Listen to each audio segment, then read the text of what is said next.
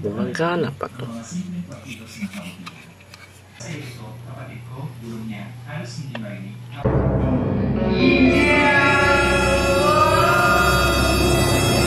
Wow guys, takot. Sayang naman.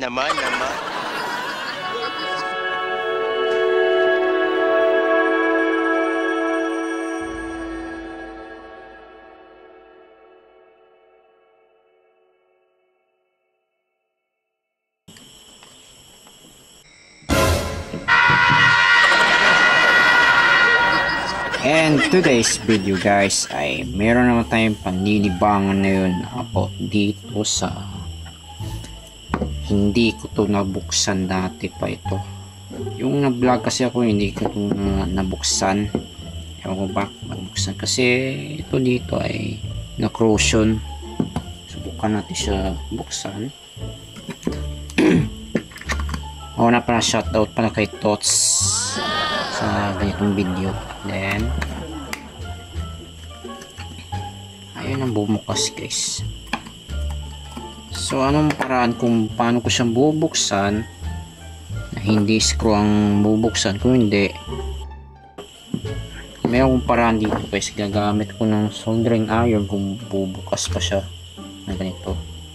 Then so bubuksan natin siya ng ganito guys. Testingin natin kung paano siyang bubuksan.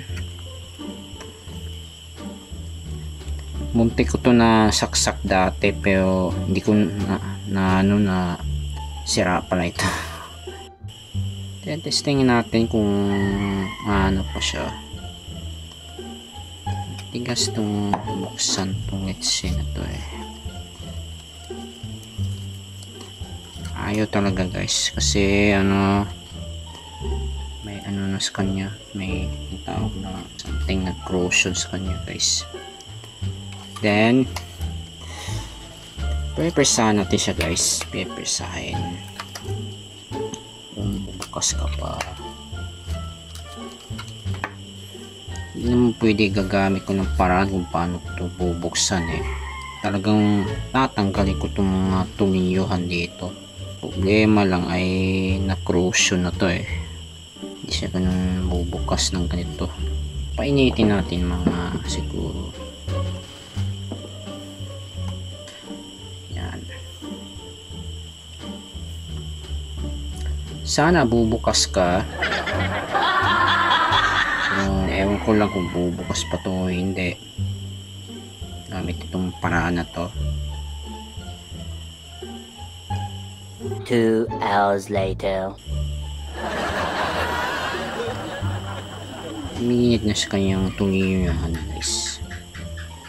Ang problema kapag matunaw naman siya.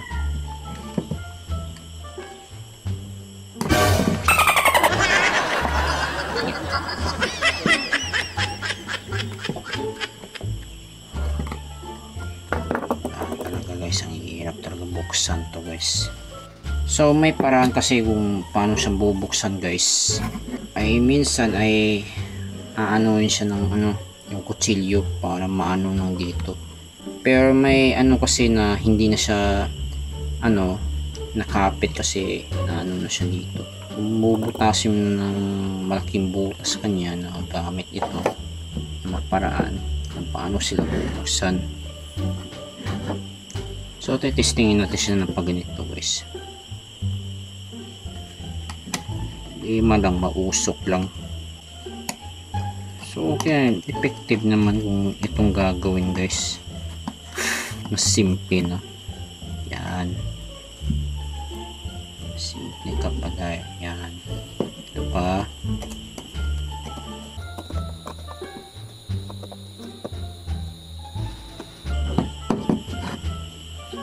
Yan. Sira ko na siya kasi tikas kasi nito eh. Yan. Sabi ko mausok na ito eh. Pupukin natin. Hindi guys. So dito naman.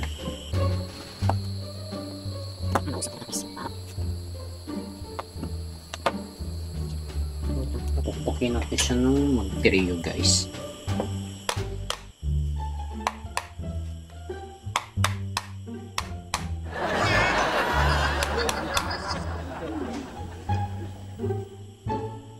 Ayaw.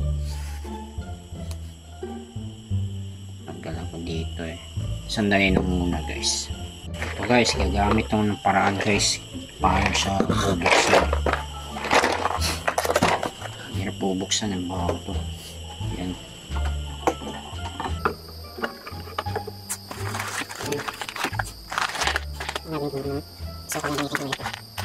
Ito siyang magandang gamitin.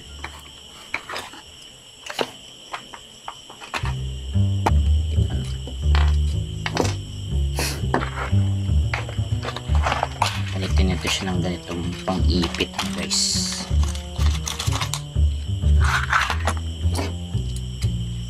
Yan. So bukas pa siya.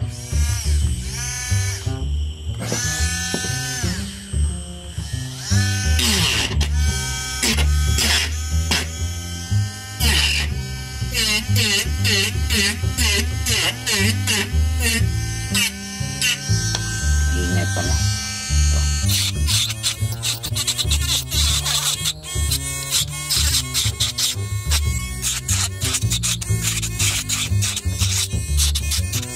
Nako, open tayo ng umaga dito guys kasi maka-stress na guys.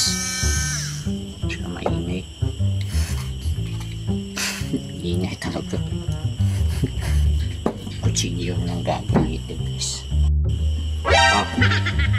Kutsilyo. Mag-iinat na nito sa kutsilyo kasi matanim siya. Tsaka bawal sa bata yung mga ganitong content.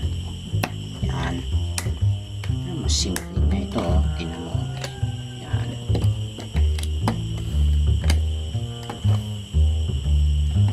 Buksan eh. Buksan. May mas matigas pa na nagunting ito.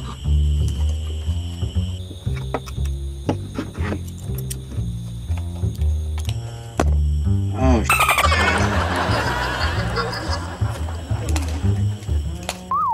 taksik ang degree niya guys.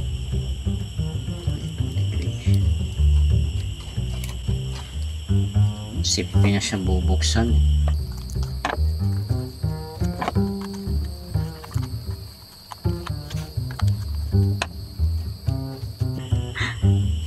Hirap naman.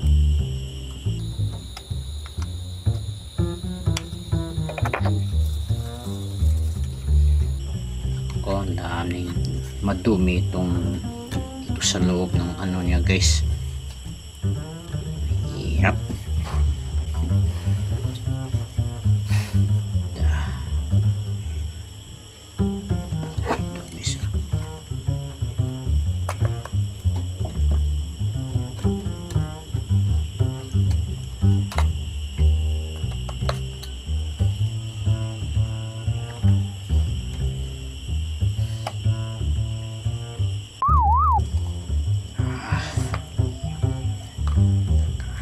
Yes.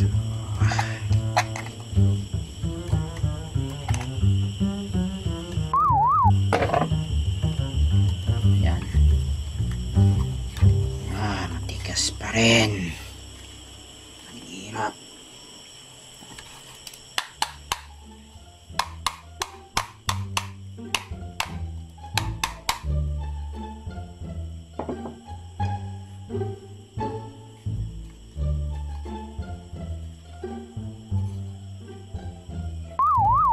May ditong for the side niya guys, dito kumakapit din sa side na to, kaya ang hirap siya bubuksan ng guys. Then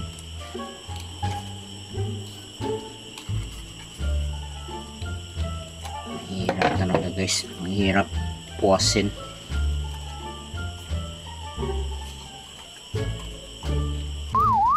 Palit tayo ng ano, ng drill bit.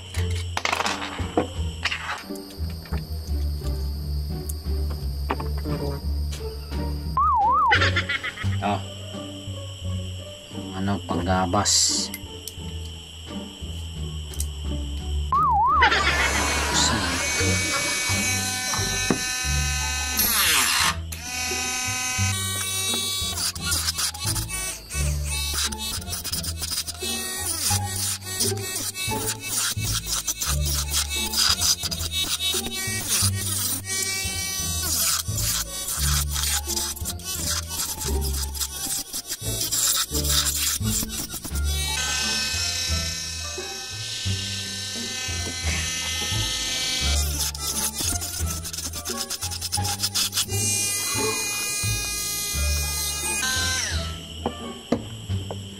Mahirapan tayo dito guys.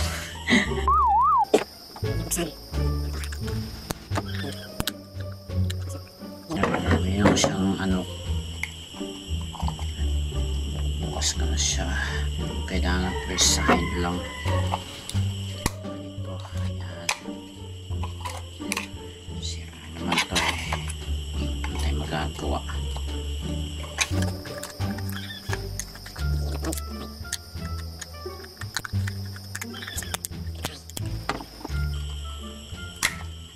Yan, buksan ko na siya guys.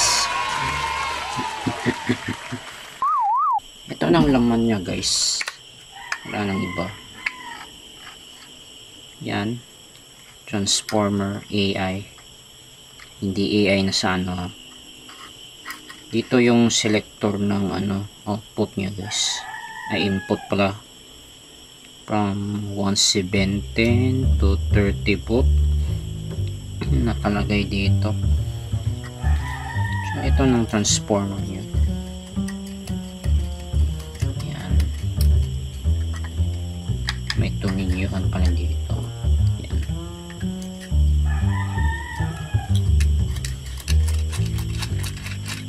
kasi yan.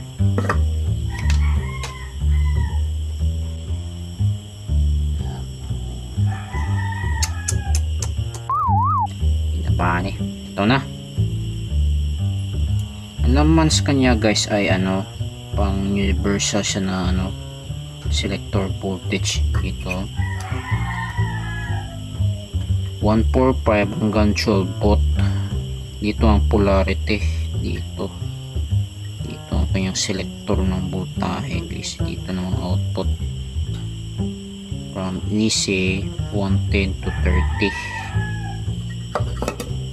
So, kaya ba ito siya ayusin guys? Manamang sa hindi kaya siya ayusin kapag may ano nang naputo lang na primary dito or dito. Buo naman siya pero bahala ko nga siya isasaksak eh, kaya lang delikado kasi. Yan, buksan ko na siya. Ang hirap talaga kapag yun yung kalawang na ganun. So hanggang dito ng video ko guys, at maraming salamat. Nawala yung ano, yung bolt niya guys. So okay na, nabuksan ko siya and thank you. Yan, nasira ko na siya, nabuksan ko na itong matigas na si Optimus Prime. Okay.